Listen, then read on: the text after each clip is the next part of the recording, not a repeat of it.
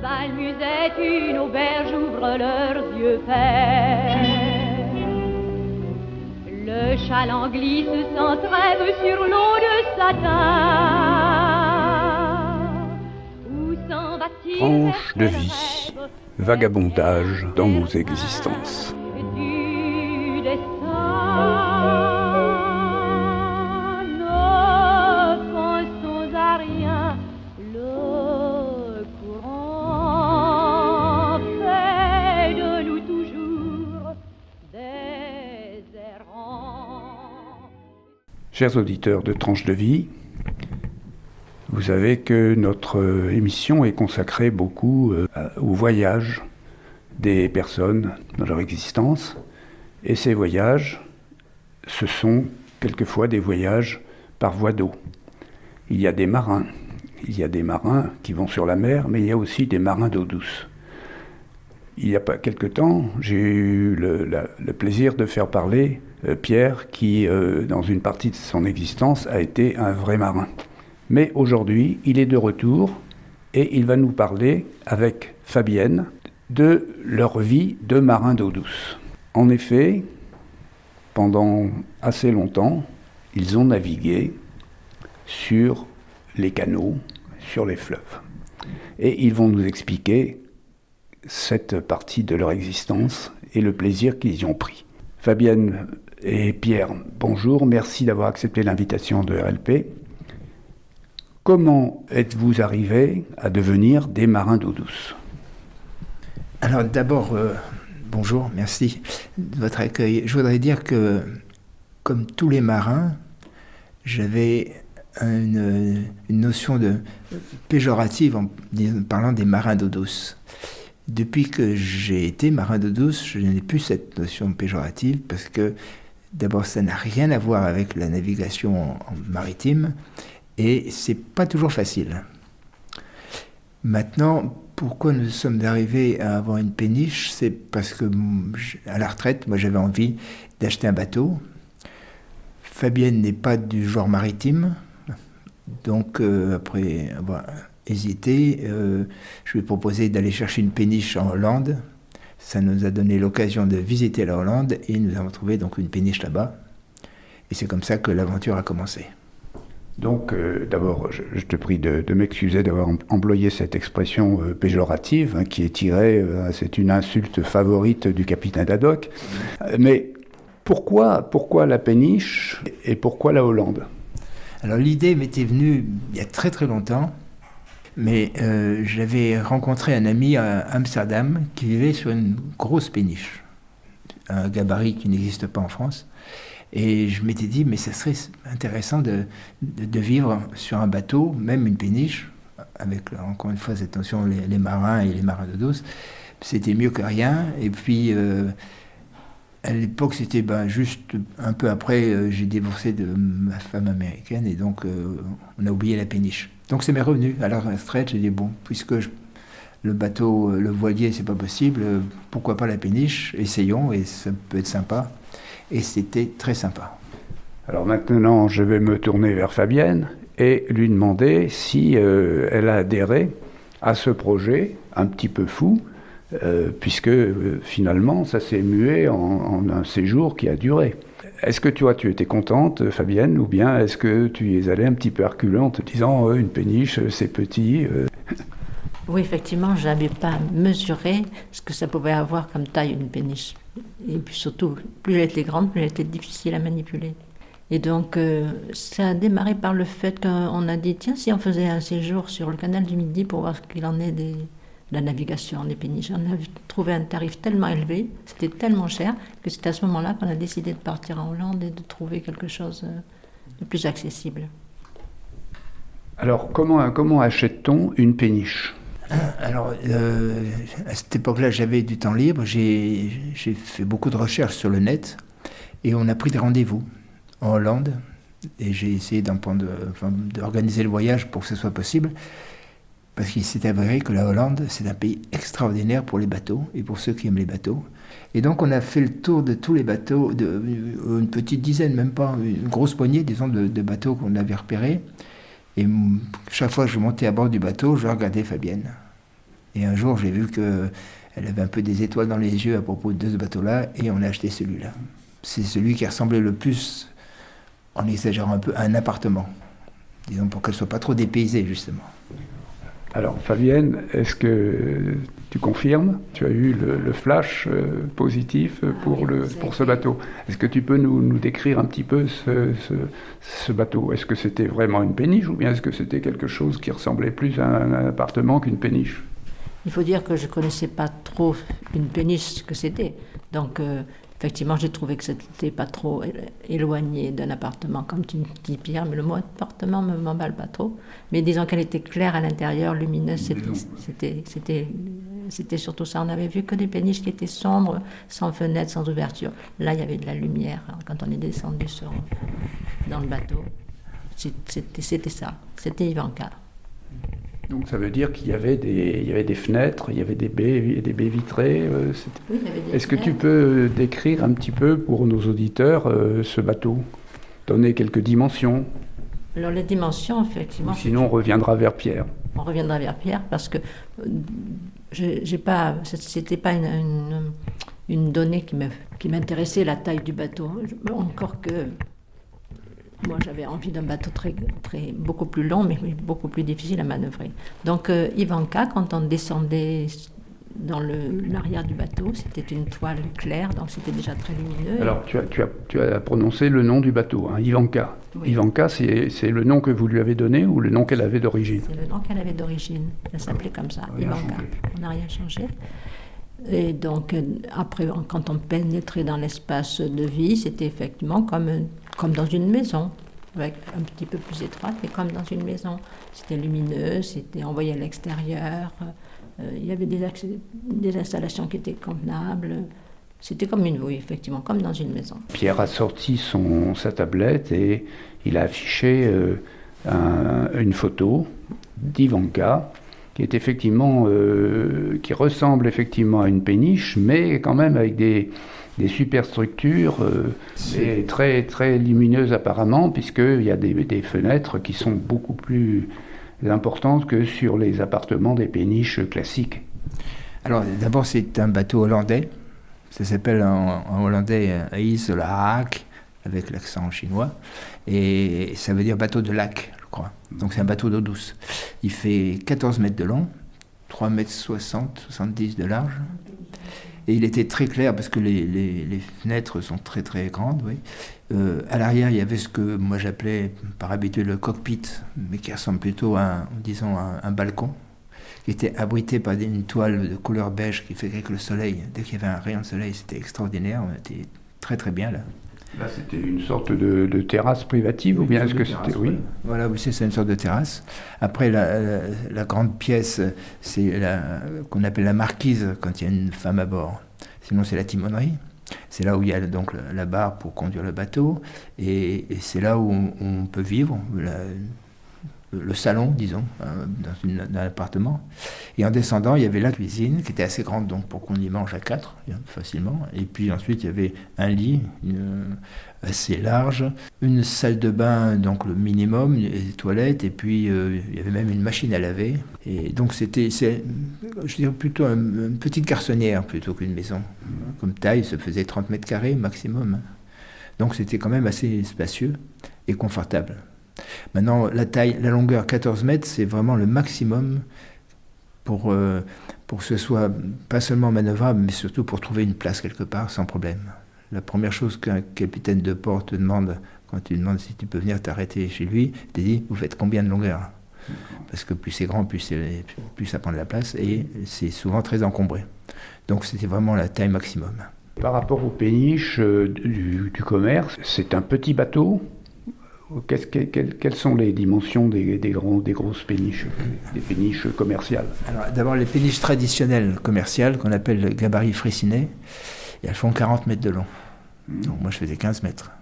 Et elles font 5 mètres de large, c'est-à-dire elles font la taille des écluses. C'est une voiture privée comparée à un poids lourd. Oui, un petit poids lourd, parce que les péniches modernes, elles sont beaucoup plus grandes que ça. Il y en a qui font 100 mètres de long, plus des 12 mètres de large. C'est celle qu'on voit sur le Rhin, à Düsseldorf par exemple. Oui, les grandes péniches qu'on voit en Hollande, en Belgique, il y en a énormément.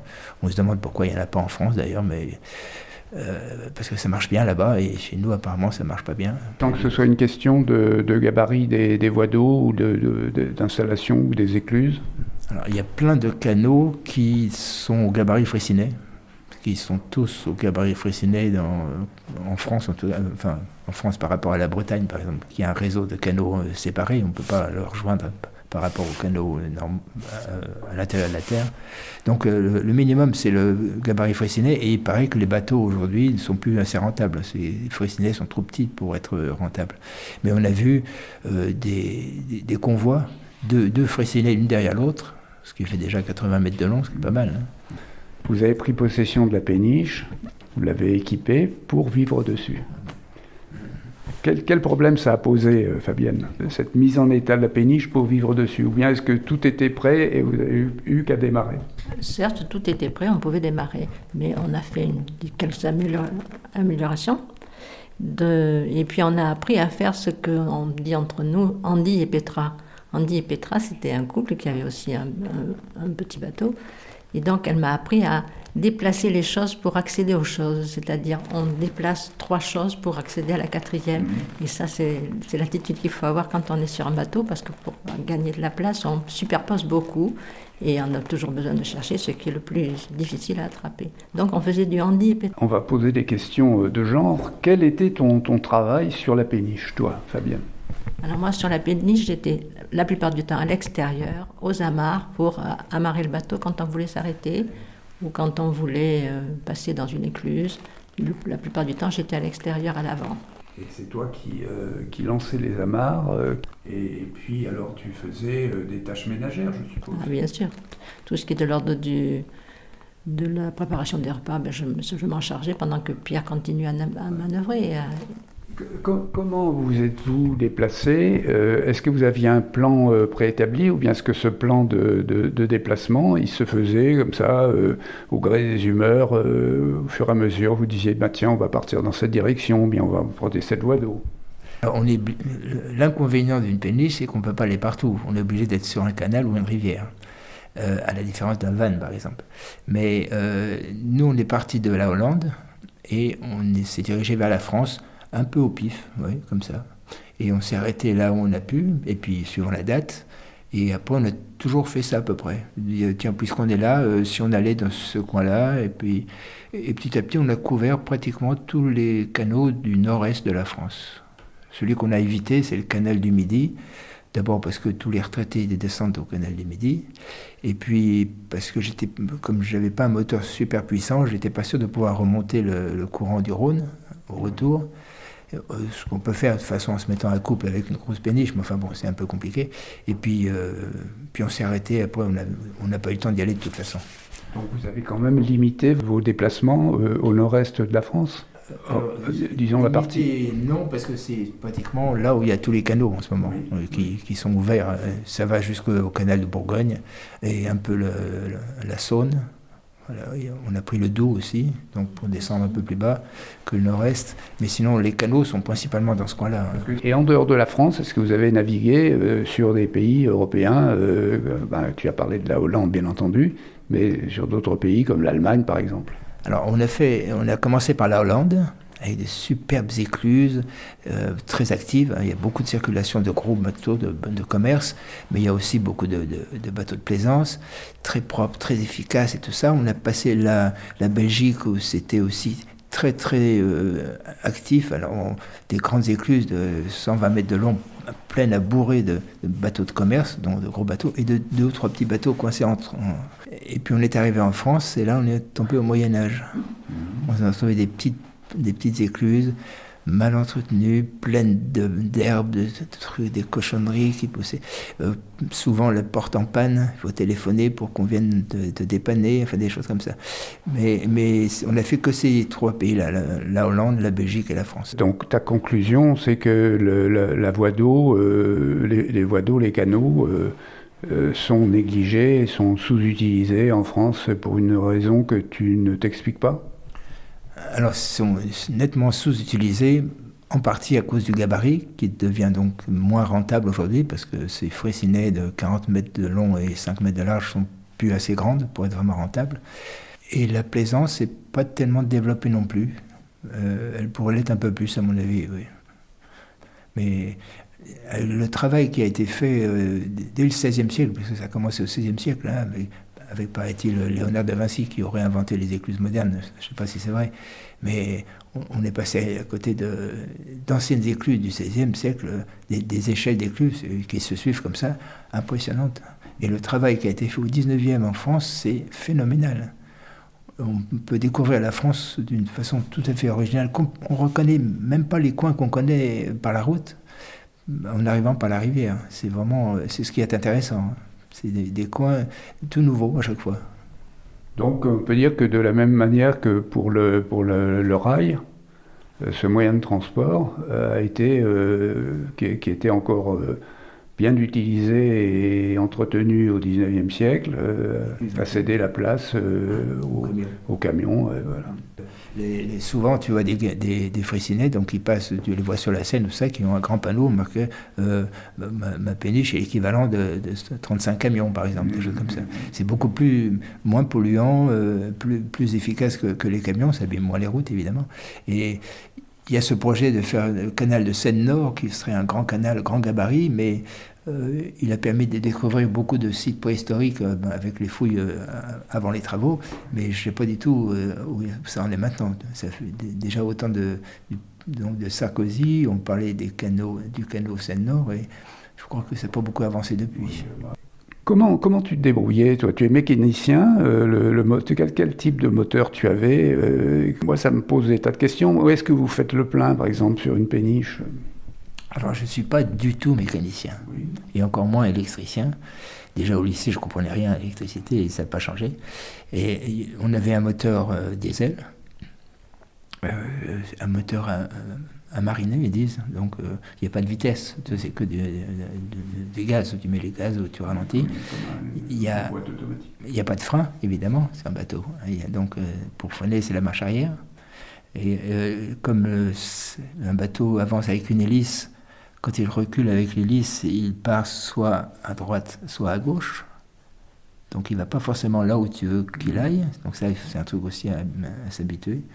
Et moi, il a fallu que je m'habitue parce que j'étais plutôt voileux que bateau à moteur. Et au début, j'allais par exemple trop vite. Donc, la première écluse qu'on a faite... Alors, je voulais te demander si ton expérience de marin de mer t'avait servi. Pas du tout. Pas du tout, non. À part le fait qu'il flotte, le bateau, et qui, bon, encore une fois, il ne s'arrête pas tout seul, il faut faire des coups de marche arrière, etc. Non, sinon, ça ne m'a servi à rien. Les écluses que j'avais passées sur les cargos pour monter sur les grands lacs américains, ça ne m'a pas du tout servi. On va revenir maintenant vers Fabienne pour lui demander comment elle organisait la vie quotidienne. Comment faisais-tu les courses pour que l'équipage soit nourri régulièrement? On faisait des arrêts de toute façon presque systématiquement. On ne peut pas s'arrêter n'importe où. Voilà, quand se présentait un quai où on pouvait s'amarrer pour rester, même ponctuellement, mais il fallait bien trouver des points d'amarrage. Et quand on trouvait des petits villages, on faisait avec les ressources qu'on trouvait pour les achats. Quelquefois, on faisait des arrêts dans des villes plus conséquentes et on faisait des réserves. Est-ce qu'il y a une solidarité entre les marinières? Est-ce que tu as eu l'occasion de faire des rencontres mémorables, de nouer des amitiés, de revoir des gens que tu avais déjà vus? Oui, c'est certain. On a rencontré des gens qu'on a revus sur d'autres circuits et d'autres points de halte. Oui, il y a des amitiés, donc on se retrouvait de port en port, entre guillemets. Oui. Effectivement, on a eu quelques amis comme ça que nous avons... Mais pour ce qui est du ravitaillement, ça ne posait pas de problème. Quant à l'entraide entre marinières, je ne l'ai pas trop senti entre marinières, mais globalement, entre équipes de bateaux, on se soutient, on s'aide, on trouve une solution pour résoudre des problèmes qu'autre chose. Moi, j'ai un épisode qui nous est arrivé. On était sur le Doubs et une dame des voies navigables de France, VNF, c'est l'administration qui s'occupe des circuits, des canaux, etc., nous prévient qu'on doit s'arrêter à cet endroit-là. Il y avait un petit quai flottant en aluminium, là, parce qu'un commerce descendait et qu'il n'y avait pas la place pour se croiser à cet endroit-là. Donc on s'amarre, là on s'arrête, et on voit ce bateau descendre. Alors c'était un Freycinet, donc 5 mètres de large, 40 mètres de long. Et j'avais bien remarqué que vers le milieu de la rivière, il y avait la terre, ce qu'on appelle sur les canaux un atterrissement, c'est-à-dire un tas de boue là, qui dépassait. Donc je me suis dit, il ne peut pas aller là-bas, ça va être juste. Et ça a été tellement juste, j'ai filmé à ce moment-là, c'est que les deux coques se sont frottées, on voit mes pieds en train de filmer, et on voit les pieds du marinier de la péniche en face, et au moment où il passe d'un moment, il dit, heureusement qu'elle est en fer, la péniche. C'est un bateau en acier. Parce qu'on s'est vraiment frotté comme ça. C'est vraiment la coque contre la coque. On est passé comme ça. Bon, ça s'est bien passé. Et curieusement, je ne sais pas combien d'années plus tard, peut-être une année après, enfin une autre saison, on était dans un autre endroit. On a descendu un canal. On arrive sur la rivière. C'était la Saône, je crois, celle-là, qui était un peu en crue.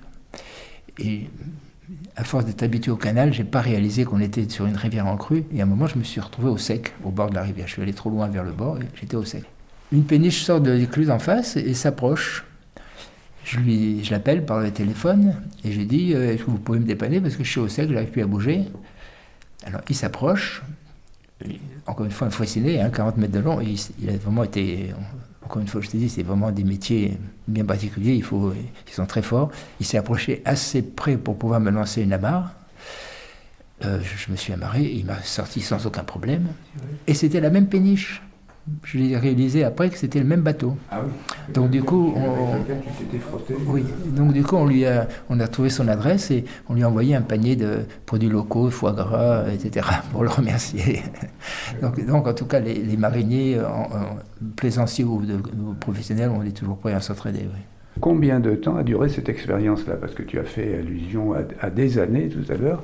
Ça a duré combien de temps, cet amusement? En date, ça a duré 10 ans. Pendant 10 ans, on a navigué à raison de 2 ou 3 sessions par année, puisqu'on ne restait pas le temps... Donc, vous ne passiez pas toutes les saisons sur le bateau? Non, on faisait 3 épisodes. On faisait printemps, été, automne. Grosso modo, l'hiver, on était rarement à bord. L'hiver, vous étiez à terre. On a fait une fois ou deux... Mais à ce moment-là, on vivait sur la péniche, on ne naviguait pas en hiver. On faisait que vivre. On n'a jamais pris les canaux pendant l'hiver. Te déplacer sur des voies d'eau, est-ce que ça a changé ta perception des paysages? Est-ce que tu as vu le monde autrement que quand tu es sur une route au volant, entouré de voitures, dépassées? Oui, c'est certain. Tu n'as pas tout ce qui est de l'affichage des pubs des entrées de ville et des mêmes magasins d'entrée de ville. C'est vrai qu'il y a des endroits où on ne reconnaissait pas. Comme disait Pierre, il y avait des endroits où on accédait par la rivière, mais d'une façon tout à fait inconnue. C'était très agréable d'ailleurs. Je ne sais pas trop l'exprimer. Est-ce que sur les voies d'eau, il y a des contrôles policiers, des contrôles douaniers par exemple Sur les canaux, non. Nous, ça ne nous est jamais arrivé. Il y a des contrôles sur les rivières, sur les fleuves, sur la Seine par exemple. On les a vus, nous on n'a jamais été arrêtés, contrôlés, mais oui, il y a des contrôles, parce qu'il faut avoir un permis de navigation pour naviguer. C'est pas une question de vitesse, parce qu'il ne faut pas dépasser sur un canal les 8 km/h et sur une rivière les 12. Donc on va rarement trop vite, mais... Par rapport aux saisons, d'abord on a passé 2 hivers où on est allé sur le bateau, mais sans bouger, donc en restant dans le port. Et disons qu'on avait un peu des problèmes de chauffage. Un matin, on s'est réveillé, il faisait 3 dans la cabine, et j'ai le matelot qui a protesté. Mais sinon, on ne peut pas forcément naviguer l'hiver parce qu'il y a des périodes de chômage. Ça, c'est typique à la France, parce que ça ne se fait pas en Belgique ni en Hollande. C'est-à-dire qu'à une certaine saison, l'hiver en général, les canaux se ferment. Et donc, tu t'arrêtes dans un port. Donc, on peut difficilement naviguer l'hiver sur les canaux. Mais tu m'avais posé une question tout à l'heure sur le gasoil. Oui. Comment trouver le gasoil? Eh bien, il faut avoir des bidons. Comment faire? Il faut avoir des bidons. Il y a quelques rares endroits où il y a une station-service au bord de l'eau pour les péniches, mais là, c'est beaucoup plus cher. Donc, ce que je faisais, c'est que quand on était dans une ville où il y avait une station-service, j'avais récupéré une vieille poussette, un petit caddie comme ça, ce que j'avais aménagé pour pouvoir transporter 4 bidons. Donc, je pouvais transporter 80 litres de gasoil là-dessus. Et j'allais à la station-service, je remplissais mes bidons et je revenais comme ça jusqu'au bateau. C'était pas toujours facile parce que 80 kilos sur 4 petites roues, il faut les diriger. Mais bon, je me suis toujours débrouillé comme ça. Mais alors c'est infernal. Alors comment font les gros bateaux commerciaux? Ils ont des cuves suffisamment... Voilà, ils ont de grandes cuves et ils savent où sont les stations-service fluviales. Mais encore une fois, c'est beaucoup plus cher sur une station-service fluviale parce que c'est un peu spécial, donc ils font payer le prix. Donc nous, on évite en général. Et puis il n'y en a pas beaucoup. Il y en a sur les grands axes comme la Seine, etc. Mais sur un petit canal, il n'y en a pas, par exemple. Avez-vous vu des naufrages, des accidents, dehors de celui que tu as évoqué tout à l'heure, des accrochages des engueulades de bord à bord? On a vu, alors c'était extraordinaire comme spectacle, 2 Fraissinet aménagés en plaisance, 2 grosses péniches, oui, et donc avec des passagers à bord, qui se sont croisés sur un petit canal d'abord. Il y a 2 histoires comme ça, où vraiment ça a été comme une danse. Avec un pneu entre les deux, elles se touchaient par le nez, tu vois, et chacune passait petit à petit comme ça, comme si c'était un endroit où chacun se pousse à son tour pour arriver à passer d'un côté à l'autre. C'était pour passer dans un canal qui était trop étroit. Mais le plus drôle, je dirais, c'est qu'un jour on était coincé dans une écluse, devant une écluse dans laquelle il y avait 2 grosses péniches, donc Fraissinet. Et quand l'écluse s'est ouverte, alors nous on se tenait à un noyer, aux branches d'un noyer parce qu'il n'y avait pas de place pour s'arrêter. Et l'église s'est ouverte. Quand ils ont voulu partir, le fait de mettre en route l'hélice a chassé l'eau qu'il y avait sous les bateaux. Il y en avait très peu puisqu'ils étaient descendus. Et pouf, ils se sont retrouvés au sec et coincés. Donc il a fallu qu'ils remplissent l'église de nouveau, qu'ils démarrent tout doucement pour arriver à se décoincer l'un de l'autre, et qu'il y en ait un qui sorte avant l'autre. Enfin, on a attendu je ne sais pas combien de temps. Dans les branches en moyenne, il faut combien de temps pour passer une écluse? Si ça va bien, c'est une demi-heure, on va dire. 20 minutes, une demi-heure, oui, quand tout va bien. Oui. Mais tout ne va pas toujours bien. Quelquefois, la porte ne s'ouvre pas, quelquefois, elle ne se ferme pas. Quelquefois, elle se ferme trop vite quand tu es en train de passer. Là, c'est une petite sueur, c'est un petit coup d'accélérateur. Effectivement, c'est mal entretenu, comme tu disais, à certains endroits. Oui, c'est pas très bien entretenu souvent sur les canaux. Il y a encore des endroits où tu le fais toi-même. Par exemple, le début du canal de Bourgogne, tu ouvres les portes toi-même avec ce qu'ils appellent une queue de vache, c'est une grande poignée comme ça, et tu pousses la porte à la main et tu fermes, tu ouvres les ventelles pour que l'eau rentre. Et c'est assez. Pour nous, c'est marrant parce qu'on est là pour s'amuser. Je voudrais vous poser une dernière question. Est-ce que vous avez une nostalgie de cette période? Est-ce que vous avez passé vraiment de bons moments? Est-ce que vous regrettez ou bien est-ce que finalement ça n'a pas répondu à vos attentes? Fabienne, toi tu étais plutôt tiède au départ. J'étais plutôt tiède et puis à chaque fois Pierre avait une formule pour me faire penser à autre chose, ça fait des souvenirs. Et effectivement, on a beaucoup de souvenirs qu'on a matérialisés par des photos. Et à chaque fois qu'on s'arrêtait, je faisais une photo, donc on a un cahier qui raconte tout ça, toutes ces haltes. Et heureusement, parce qu'on avait oublié tous les endroits où nous sommes arrêtés. Et toi, Pierre, qui était un convaincu au départ, est-ce que ça a répondu à tes attentes, cette expérience? Moi, j'ai été très content de découvrir un monde complètement différent, vraiment original. Et ça nous fait beaucoup de souvenirs. On est passé dans des endroits avec des noms en plus. Il y a des communes dans l'est de la France qui ont des noms, mais incroyables. Et puis des paysages superbes. On a fait des amis qu'on revoit encore, qui avaient un bateau, qui eux aussi ont vendu leur bateau. Et j'ai la nostalgie de l'eau en général, de toute façon. On va terminer sur cette note optimiste d'un ami de l'eau, qu'elle soit salée ou qu'elle soit douce. d'une amie un peu plus mesurée, mais enfin peut-être qu'il reste à Fabienne à faire l'expérience de la navigation maritime. Et je vous remercie beaucoup d'avoir apporté à nos auditeurs toutes ces lumières sur la marine d'eau douce.